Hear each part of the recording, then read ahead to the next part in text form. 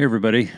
It's good to see you again. Today, I want to talk about something specific to design and design for security products. And recently, I was asked to come and do kind of a lunch and learn session with an external design organization, and they really wanted to learn, what are some of the design principles or some of the specific things that we consider in designing security products. So I just wanted to go over a few of the, sort of more significant ones. I think that we follow all the same design principles and best practices that anybody would in enterprise software, but there's a few that are very specific to security. So I'd like to go through a couple examples. One is, we want to make sure that we're explaining the security actions that we're seeing versus blocking things silently behind the scenes. So we always want to communicate why a security system takes an action. And the reason for this is it helps build trust with the users and with the system. So a user needs to understand the reason behind, say, blocked actions in order to feel confident and to make informed decisions. And so a great example of this is, providing clear reasoning for a blocked login, and the message being something like blocked because the attempt originated from an unrecognized device. So again, whether that message is being conveyed to the end user or whether that's a message that an admin is seeing, being really clear about the reasoning behind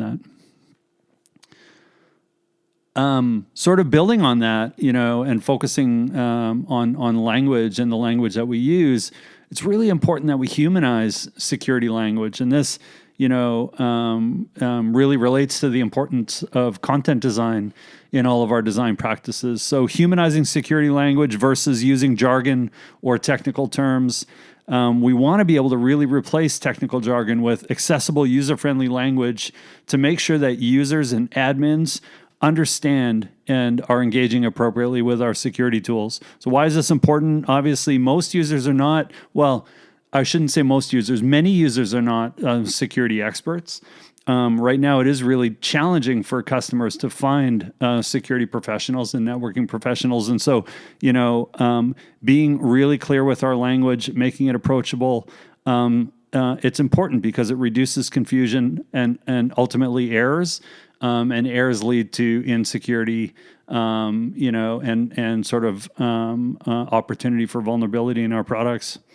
So a great example, we would replace something like SSL certificate is invalid with we couldn't verify this website's security. Do not enter personal information. So again, being really clear about the impact of that thing, the impact of an SSL certificate being invalid.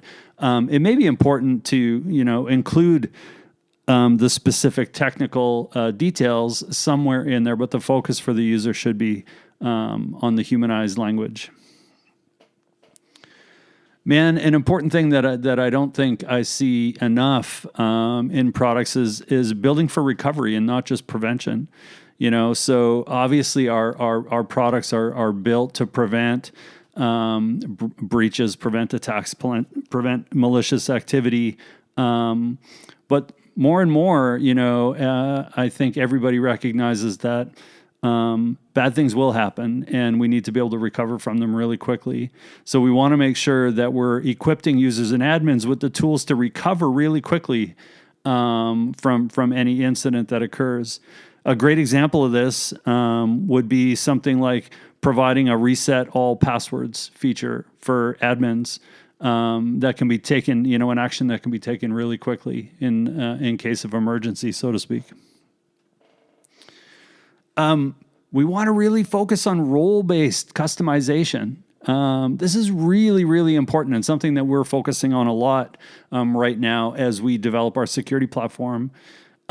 Recognizing that networking and security requires orchestration across a lot of different people and a lot of different teams, a lot of different types of personas, and all of those people need to collaborate together. So recognizing that the systems that we build, there is no two customers that are alike, in the way that their organizations are structured and the way that their teams work. So we really need to make sure that we're not building one-size-fits-all experiences and interfaces.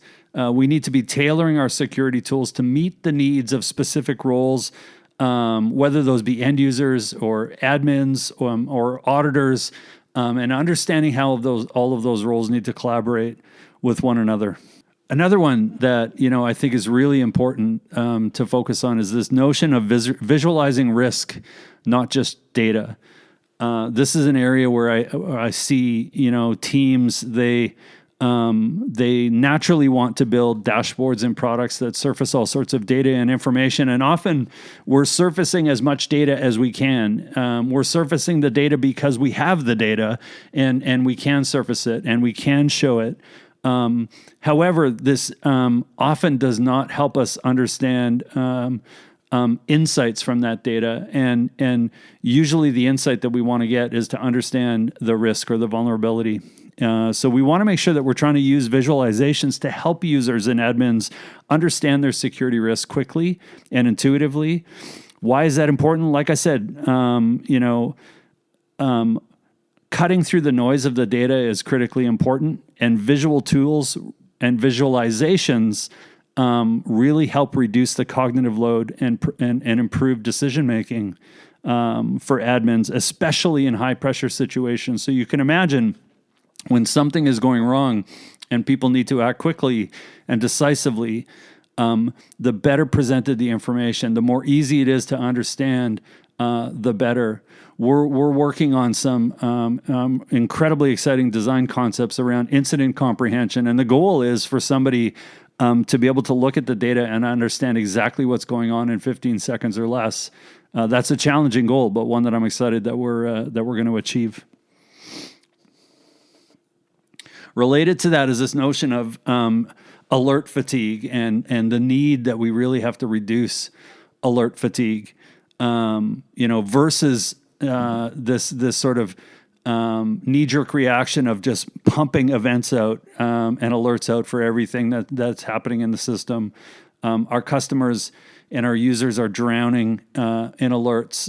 In fact, I reflect on a conversation I had with a customer. We were talking about AI, and they were reflecting on how the most important thing that we could be pointing AI at in terms of the problems to solve for them as a customer is alerts. It's one of the most significant challenges that they have. So we should be thinking about, how do we consolidate and prioritize alerts to prevent users or admins from becoming too desensitized to these notifications, being bombarded by too many of them. And a great example of this would be, consolidating repeated failed login attempts into one prioritized event. And this is a great example where we see this all the time. Is a single thing can be generating many, many, many events, and it can be just like overwhelming a system, versus recognizing that all of those are associated with a single event and collapsing them down to one thing, and maybe being able to see that it's a massive group of alerts that are behind that one thing. I'll leave you with just a few examples of some best practices. And I was thinking about these things across sort of the different disciplines in design. So product design, research, and content design. So let's start with some best practices for product design. We really want to focus on the first-time user experience because that completely sets the tone for trust and usability within the product. And I will say that oftentimes this is left to the end of a process, and it's usually something, or it can be something that is rushed, and it shouldn't be. Onboarding, first-time user experience, these are like first-class use cases that we need to take really seriously. This is the first impression that a customer has with our products, and that's critically important. We want to be able to build recovery paths for human error. People will make mistakes. People need to feel confident that they can make mistakes and recover from them quickly. It's like having an undo button. Think about for those of us, who are around to see the evolution of software and to be around when we saw undo become a thing. It was game changing, and then to see that continue on and progress to the point where you could undo many different actions. It changes the way you use products because you have a safety net and you can back up. So always be thinking about recovery paths. This is a real important one, and one that I'm passionate about, and think that we can do way more in, and that's accessibility. Because I really do believe that by increasing the accessibility of our products, you are increasing the usability of those products for everybody.